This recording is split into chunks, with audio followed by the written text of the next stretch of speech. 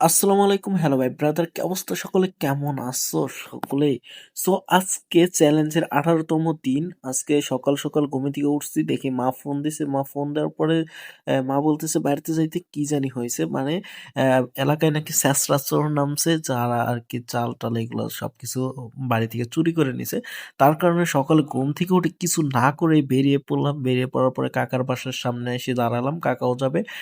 কারণ একটা যেহেতু ঘটনা ঘটছে বাড়িতে, তার কারণে যাইতে হবে। সেক্ষেত্রে এখানে এসে দাঁড়ালাম, আসার পর বাইক নিয়ে আসলো, আসার পরে চলে গেলাম ভারিতে।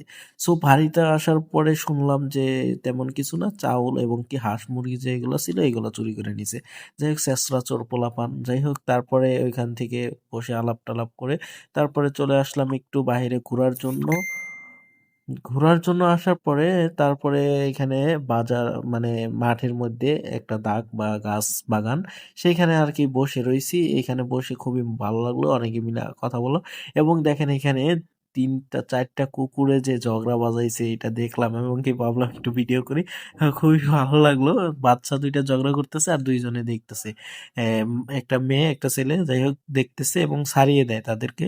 তারপরে এইখান থেকে জাস্ট চলে গেলাম। এইখান থেকে ভাবতেছি এখন বাসায় যাবো, এবং কি আবার বাসায় চলে আসতে হবে। ধাগের মানে এখানে কাজ করতেছে অনেক সুন্দর। আর আমাদের বাগানে চলে আসলাম, যেটা হলো ফুল গাছ বিক্রি করে। আমাদের নার্সারিতে সব ধরনের গাছই আছে। যাই হোক, এখানে ফুল গাছ কিছু তুললাম, কাকার বাড়িতে নাকি গাড়বে, তার কারণে দেখেন কত সুন্দর ফুল এবং কত কি আছে। যাই হোক, তারপরে এখান থেকে তুলে নিলাম। তুলে নেওয়ার পরে বাড়িতে চলে আসলাম, বাড়িতে বলতে কাকার বাসায় চলে আসলাম। বাড়ি থেকে চলে আসছি, আসার পরে এখানে গাড়লাম। এর আগে ওই দেখেন কতগুলা গাড়ছে, এখানে গাড়লাম। সবকিছু ঘাড়া টাড়া কমপ্লিট। এখন আমি চলে যাব বাসায়, এবং কি আমার সন্ধ্যা হয়ে গেছে। অলরেডি আমি গাড়িতে চড়ে বসছি এবং কি চলে যাচ্ছি। সো আজকে সারাদিনটা এইভাবেই ঘুরতে ঘুরতে চলে গেল। সো ভিডিওটা কেমন হয়েছে অবশ্যই কমেন্ট করবে, আর নেক্সট ডেতে কি করে সেটা নিয়ে খুব দ্রুত আসতেছি। এতক্ষণ ভালো থাকবেন, আল্লাহ হাফেজ।